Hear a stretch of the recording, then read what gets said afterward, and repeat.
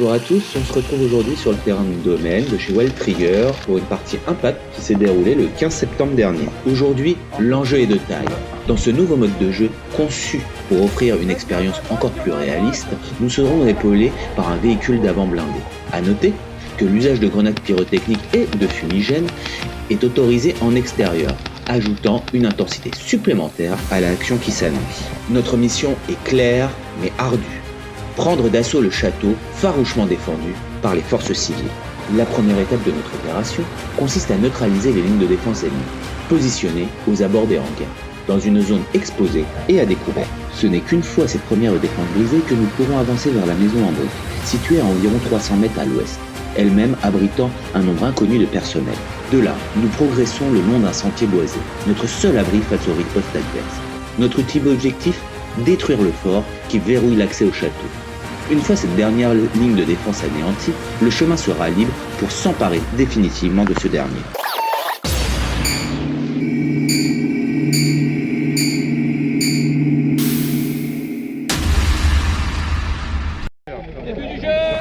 Début de jeu. Dans cette première phase de l'opération, nos forces principales ont choisi de lancer un assaut frontal, soutenu par le VAB, avec un objectif clair, fixer l'ennemi et le contraindre à maintenir ses positions.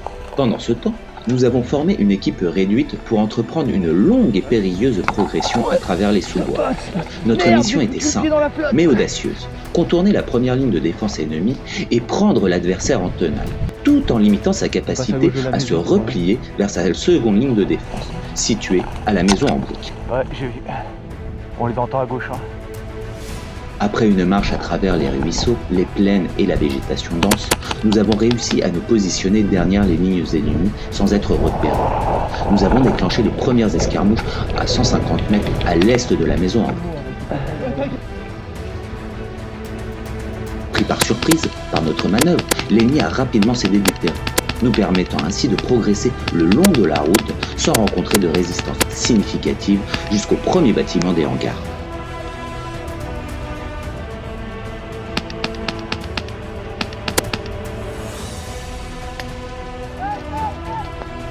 Non, rien pour le moment. Je vois le bout du blindé. En direction de ma main. Au loin, nous observons les forces civiles se regrouper, réorganisant leurs rangs en vue de lancer une contre-attaque. Profitant de la couverture offerte par la topographie accidentée et les herbes hautes, nous décidons de leur tendre une embuscade.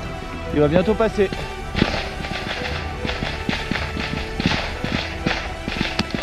Les minutes s'égrènent, alors que les premiers échanges de tirs éclatent. J'en ai eu 2.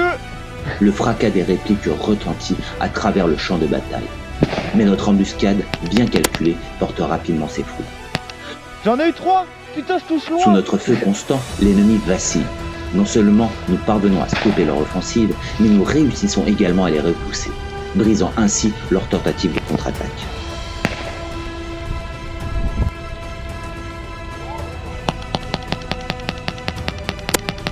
La situation est momentanément sous contrôle, mais la bataille continue.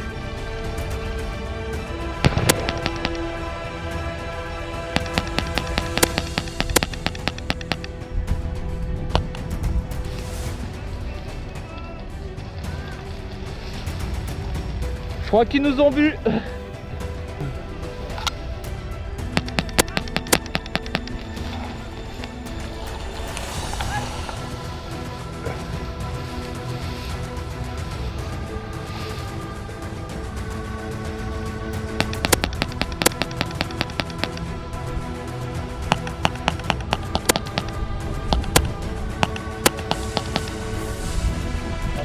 Reste à gauche, regarde ça. Ah ouais, ça nous contourne.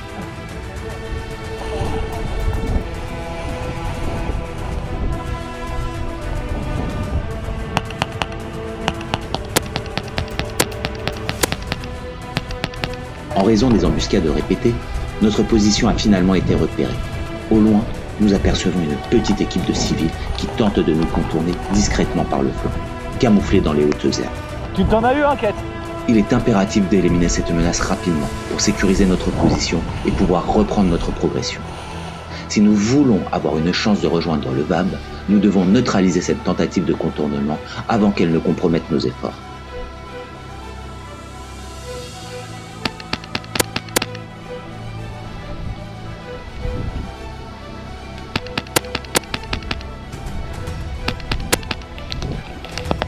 Bien joué.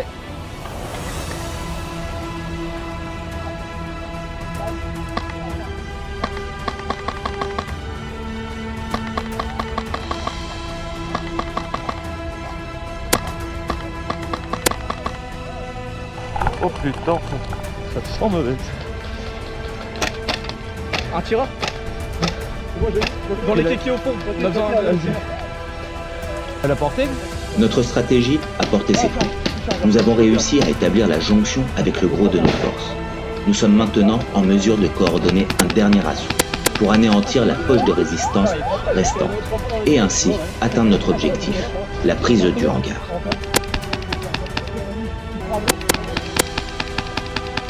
T'as pris mec, t'as pris.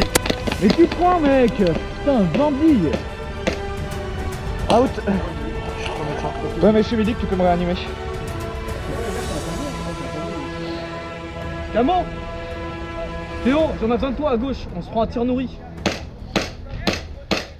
Ah, j'ai pas de portée. Je vais m'y remettre. Retour. Ouais, tu peux l'avoir. Dis-moi où il est. Il est à gauche des buissons. À gauche des buissons. Fais une... Regarde bien. Ouais c'est bon, j'ai vu. Décale, dis-moi tout. Théo, je t'ai posé que la feuille. T'as vécu à vie ou pas?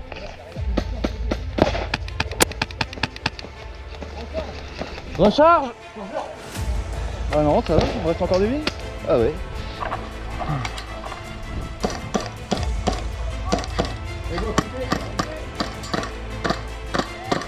Tu m'as eu mec. Excuse-moi, je suis à vous. Encore dans la voiture. Les gars, deux niveaux de la route à gauche. Attention. Ok. J'ai perdu mon chargeur de PA. C'est trop la haine. Je sais pas. C'est le deuxième aujourd'hui. Ah, j'ai trop la haine. Tu t'arrêtes de la porter? Un peu. Tu as fait bleu au fond, vers la voiture.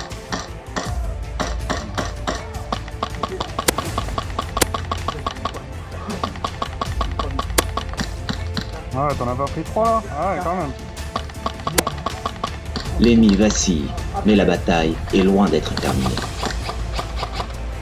Ah oui, peut-être avant de la voiture.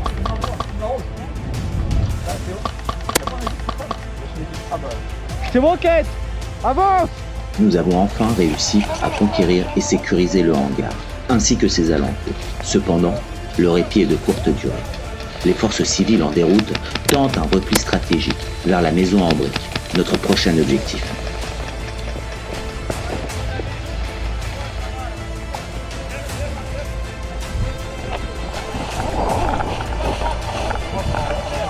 Ok.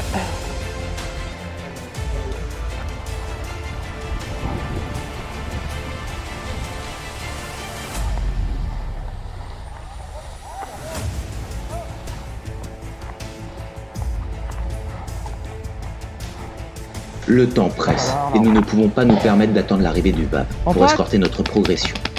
Si nous laissons à l'ennemi ne serait-ce que quelques minutes supplémentaires, ils auront l'opportunité de réorganiser leur défense, rendant notre avancée beaucoup plus risquée. Il est impératif de maintenir la pression coûte que coûte, afin d'empêcher l'adversaire de renforcer ses positions avant que notre soutien blindé n'arrive sur le terrain.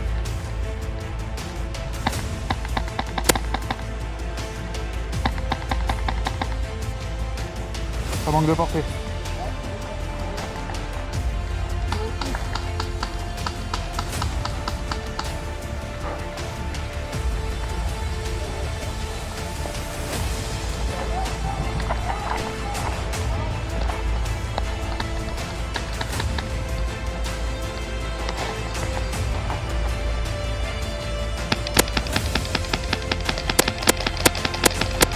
Eh, prends mec. Nous sommes à l'initiative et chaque seconde compte.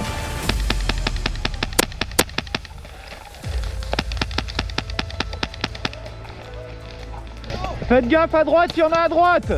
Le VAB arrive enfin, et nous l'utilisons immédiatement comme couverture mobile pour accélérer notre progression vers la maison en briques. Malgré cette avancée rapide, nous faisons face à une résistance acharnée. Les civils, embusqués le long de la route, multiplient les attaques surprises, rendant chaque mètre gagné plus difficile.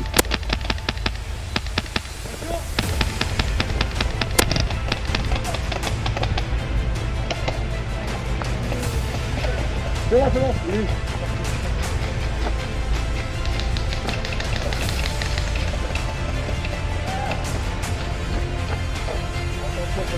Les tirs fusent, les billes sifflent dans l'air, mais nous continuons à avancer, résistant aux assauts successifs.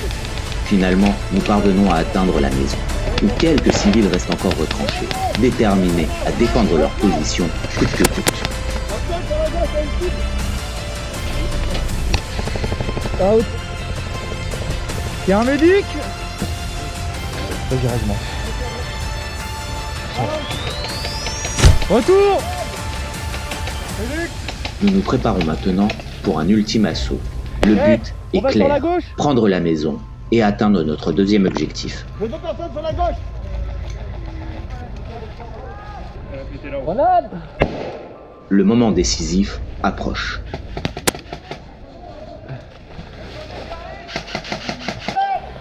Une fois la maison et ses abords immédiats sécurisés, après avoir éliminé les derniers adversaires, nous reprenons rapidement notre progression le long du chemin forestier, en direction de notre troisième objectif, la prise du dernier point de résistance, le fort.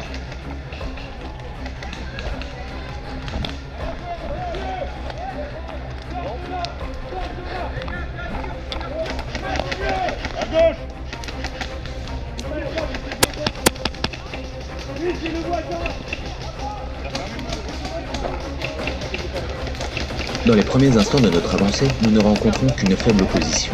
Les civils, désorganisés, battent en retraite, cherchant à renforcer une ligne de défense autour du fort afin de regrouper leurs forces et organiser une résistance plus cohérente face à nos assauts.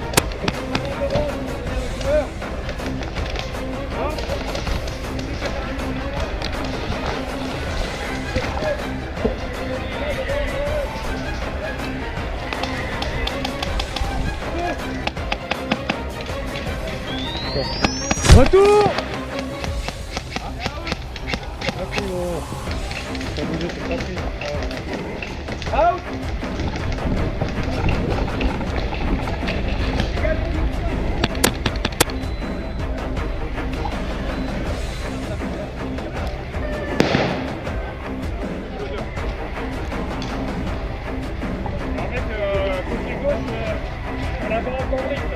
Ok, coin gauche. Ouais, vu. Les gars, à gauche, à gauche. La terre est debout, je pense que tu recules un peu. Les canons continuent à progresser. Allez, canon,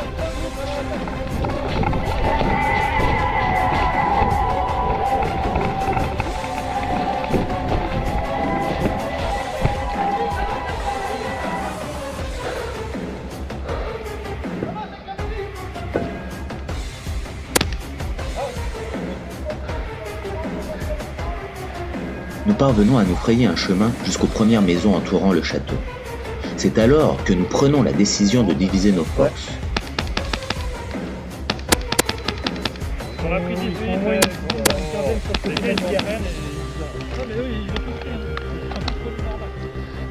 Le premier groupe continuera sa progression directement vers le fort en empruntant le chemin forestier.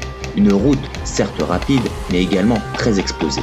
Le second groupe, auquel nous appartenons, s'élancera par l'autre flanc, en passant par les bosquets et les hautes herbes, afin de surprendre l'ennemi.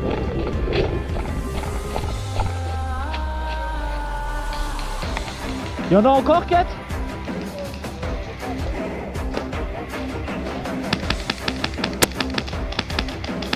C'est bon, il a pris.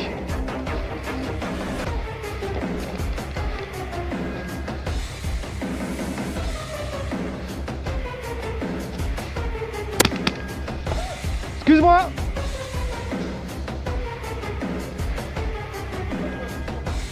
Là, mec, je voyais que tes jambes. Notre but est clair, forcer l'adversaire à se replier à l'intérieur du fort pour ensuite l'assiéger.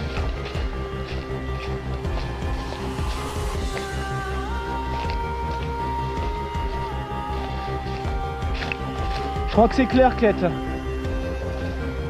Enfin, nous atteignons les abords du fort.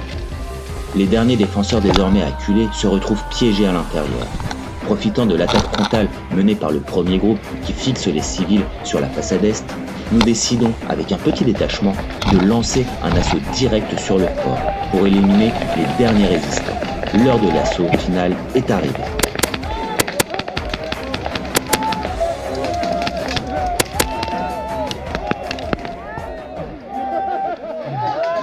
Nous y sommes enfin. Après avoir détruit toutes les lignes de défense civile, nous atteignons finalement le château. Désorganisés et débordés, les civils tentent désespérément de se réfugier à l'intérieur de l'édifice pour y établir une ultime résistance.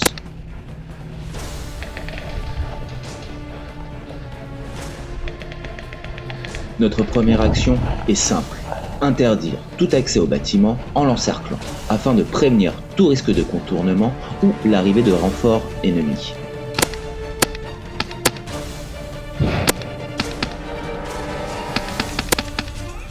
Nous parvenons à localiser un point d'entrée et pénétrons dans le bâtiment. C'est maintenant que la phase de CQB commence.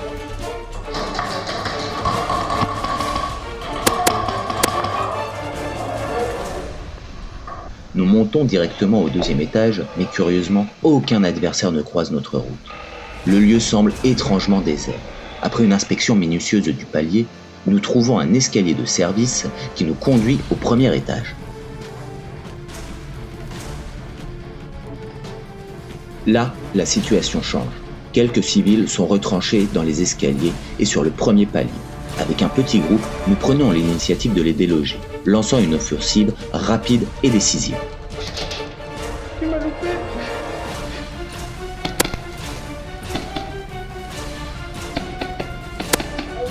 Ah, excuse-moi.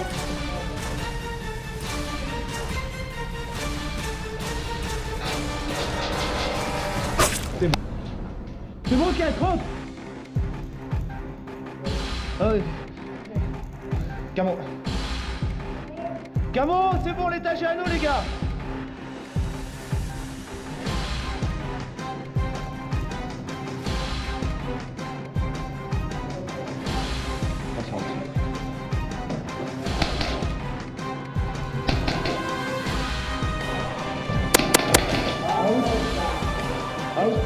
Médic.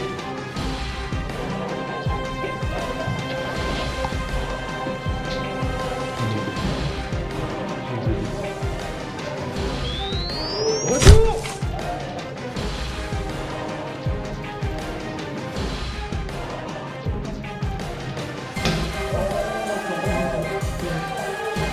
Je crois qu'ils étaient que deux, hein.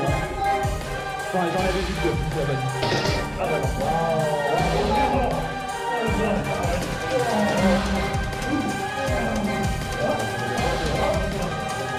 Allez, laissez passer les routes.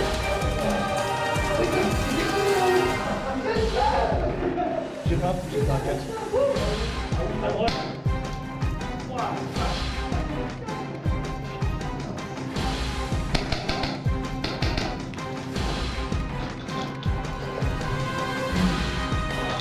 Pour prendre totalement le contrôle du domaine, il nous reste une dernière étape.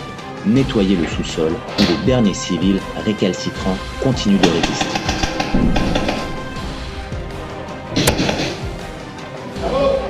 Camo. Les gars, Camo. Camo. En haut, Camo. Il y avait deux aussi qui étaient la face de flic. Il y en a beaucoup dans les escaliers. Il y en avait un et deux qui tenaient la ligne derrière le mur. Au-dessus du muret, là, en face de nous. Juste là, cette là. Complètement sur le long du bâtiment, sur la droite. La bataille n'est pas encore terminée, mais la victoire est proche.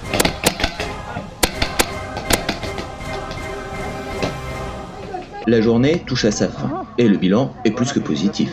Ce nouveau mode de jeu Impact, proposé par Wild Trigger, a largement répondu à nos attentes.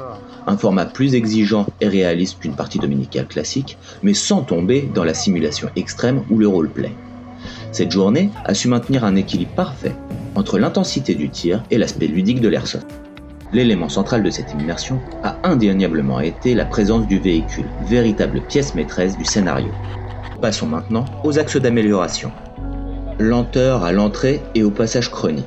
Avec une forte affluence, l'attente pour le contrôle des billets à l'entrée du domaine a pris environ une vingtaine de minutes, provoquant un embouteillage sur la route de Grand-Puy. Il pourrait être judicieux de déplacer le contrôle vers les hangars pour libérer la voie publique. Quant au passage Crony, 1 ou 2 chronographes supplémentaires ne seraient pas de trop pour fluidifier la file d'attente. L'utilisation des pétards comme grenades. Bien que leur usage ne soit pas un problème en soi, l'absence de billes ou de fumée lors de l'explosion a créé quelques confusions sur l'application de la règle des 5 mètres de rayon, notamment lorsqu'un pétard explose dans la végétation. Une solution serait d'inciter les joueurs à placer les pétards dans des ballons remplis de billes ou de farine pour mieux visualiser l'impact. Manque de communication radio entre les joueurs. Certains participants peinaient à suivre le déroulé du scénario, ne sachant pas toujours où se déroulaient les combats, ce qui a parfois ralenti le rythme du jeu, surtout en début d'après-midi. Maintenant, passons au point fort de cette journée. Un scénario simple mais efficace, loin des scénarios classiques et répétitifs où il faut transporter une caisse d'un point A à un point B ou gérer des attaques-défense banales. Ce scénario apportait un vrai souffle de nouveauté. Le 4x4, un acteur clé. La présence d'un véhicule a considérablement renforcé l'immersion et a joué un rôle essentiel dans le déroulé de la journée. Un terrain immense et varié. L'utilisation d'une grande partie du domaine nous a permis de progresser dans des environnements très divers. Sous-bois, plaine, zones semi-urbaines, autour des hangars et des bâtiments proches du château, jusqu'aux grands CQB sur 3 étages. L'utilisation de fumigènes, de grenades pyrotechniques et ACO2 en extérieur. Cela a ajouté une dimension supplémentaire à l'immersion, rendant les échanges plus réalistes. Si tu es encore là, merci d'avoir regardé jusqu'à la fin. Si ça t'a plu, n'hésite pas à laisser un like et à t'abonner pour ne pas rater nos prochaines aventures sur les terrains ou en vidéo. Sur ce, je te dis à très vite. Allez, ciao!